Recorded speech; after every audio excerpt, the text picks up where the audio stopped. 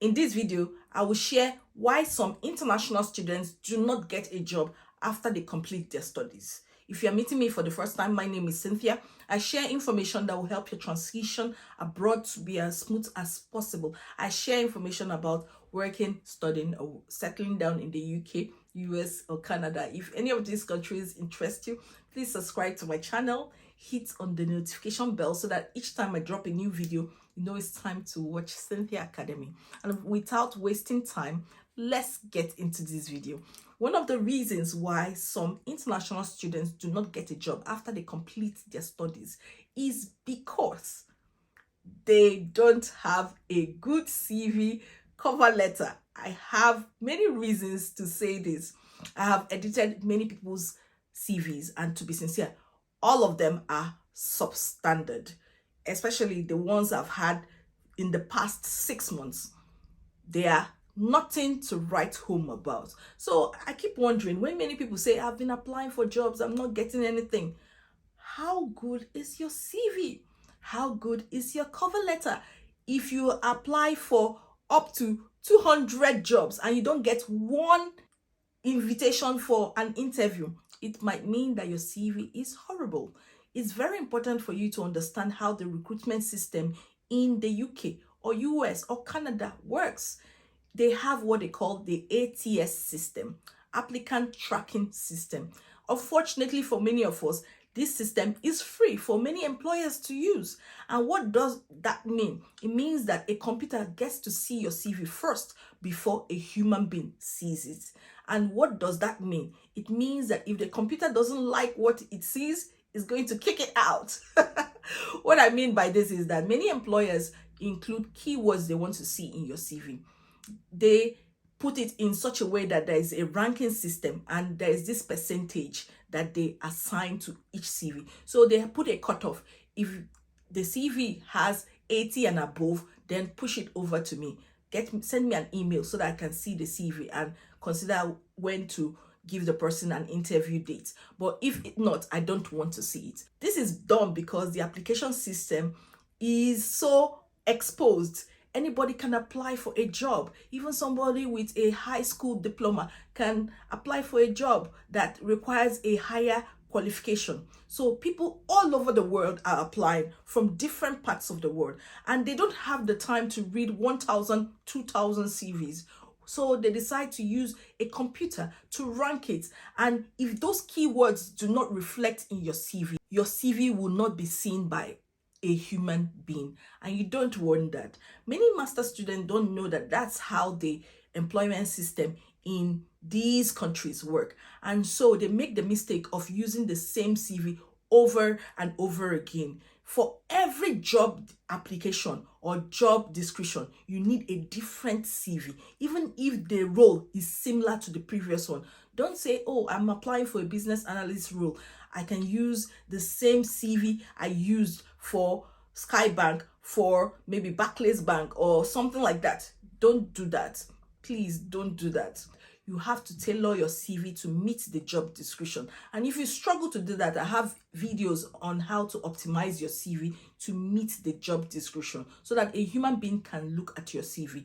However, if you can't do it on your own, as a master's student, please walk into your university career service office.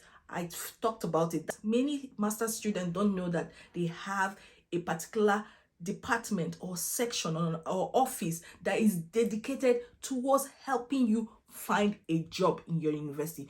Most universities have it, and most universities say that only 2% of international students use such services. Please, you need to know when to ask for help. Don't ask for help towards the end of your master's or your student visa is about to expire. Please don't do it. Don't start looking for a job towards the end. That is 6 months before your student visa expires. Then you start panicking. Oh my goodness, where can I get a job? I need COS. I need visa sponsorship. Please avoid doing such. You need to get a job, maybe internship position in your university. And I always tell people, never take yourself off the job market until you get your indefinite leave to remain. I've heard of many people that have been disappointed by their employer. They stayed with the same employer for 6 months, hoping that after the probationary period, they will be able to give them permanent role and maybe COS. And they promised them a COS, and it was done verbally. Towards the end of their student visa, the employer says, I've changed my mind. Or the HR manager says, I've changed my mind. Or they sack the HR manager and replace that person with another person that says, oh my goodness, I can't see anything in writing. I feel it's cheaper for, of course, they won't tell you that it's cheaper to get another student that needs that same job than to help you get COS so that you can stay back. So you might have worked so hard, acquired so much experience, you hoped that they will give you a certificate of sponsorship, but it was verbal. Remember, anything that is not written did not happen. This is the UK. Anything that is not written, if someone tells you something or promises you something, the first thing you should do is send an email to that person and say, hey, thank you for your discussion right now. You promised me that this. I'm looking forward to that. Please remember that while doing this, you can help me with that. What information do I need to send to you? Don't do things verbally. Put it in writing. Many people have been disappointed. They worked so hard. They took themselves off the job market. And at the end of the day, the COS was not given to them. It's easier to recruit a new person than to take the existing worker to the next level. That is why some people say move from one employer to another, because if you stick to the same job for 30 years, your pay increase will be poor.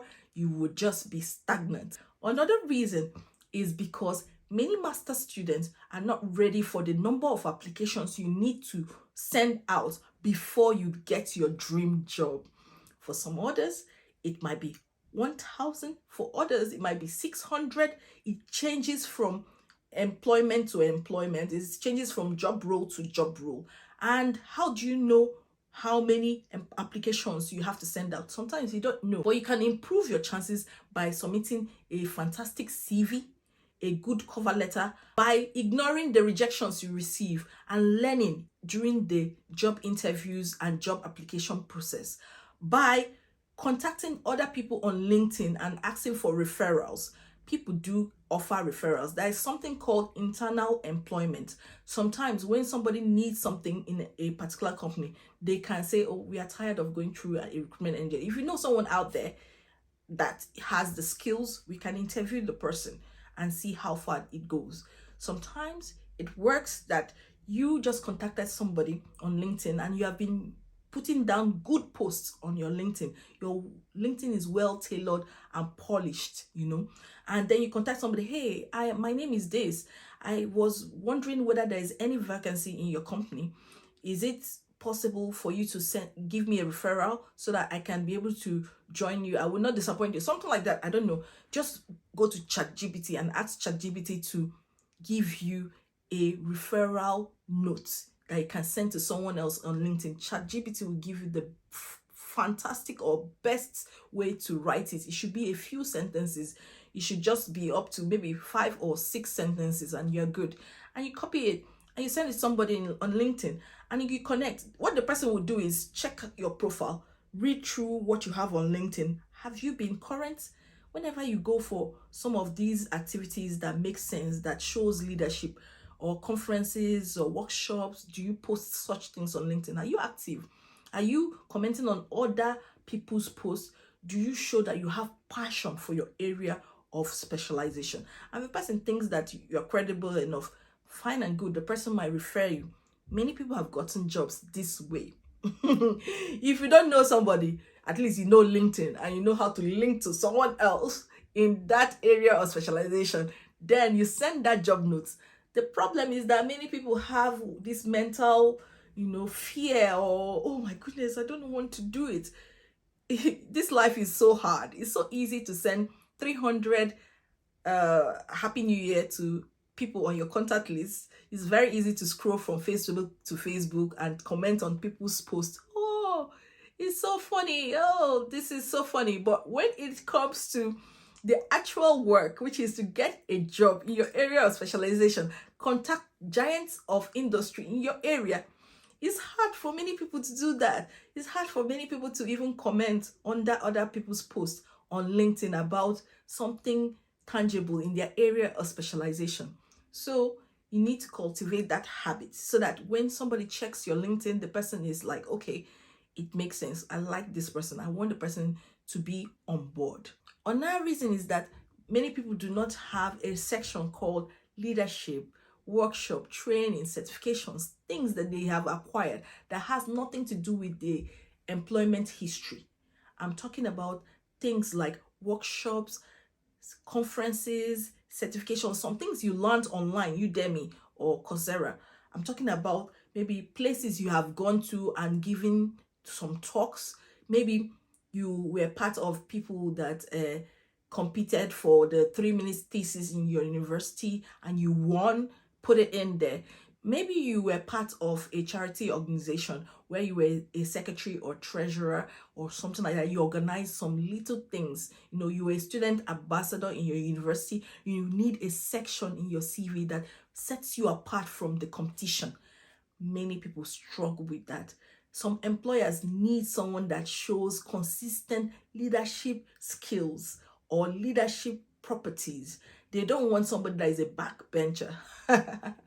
And so, because of this, many people do not get a job because they don't know how it works. They don't know how to set themselves apart. Publications you've had, you can put it in there. Make sure your CV is just 2 pages. Now, the reason why I made this video is because under one of my videos, someone asked a question. He said, "Hi, Cynthia, I'm a new subscriber and listening to some of your videos. I would please want you to give me a clarity on our case. My husband is on a master's degree program and I and my kids are his dependents. Some of us are already here in the UK. What's the possibility of us remaining after his master's program? Please, I really need reply and guidance from you. Thanks."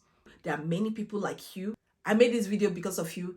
This is January when most student visas are about to expire. Those people that started in September, they have 4 months before their visa expires.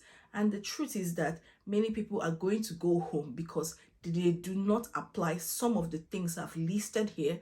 They are going to go home because their dependents did not get a COS immediately they came into the UK. If your dependent gets a COS, it makes things easier for you. The student can now switch afterwards. That is how to go about it. And sometimes to get a COS, you might need maybe 6 months or 3 months work experience in the UK. You might work towards it. That's how people go about it. You would never take yourself off the job market. I hope the things I've listed on this video helps you and your family. Remember that worrying does not solve any problem. The only thing that solves problem is hard work and putting in the work. And if you put in the work, I showed a video about how to switch to a care worker, a job. And if you switch into that care role, you can bring your dependents. I'm going to put it here. If you put in the work, you will get the reward. I'll see you in my next video. Remember that I'm rooting for you. Like, share, subscribe. Bye-bye.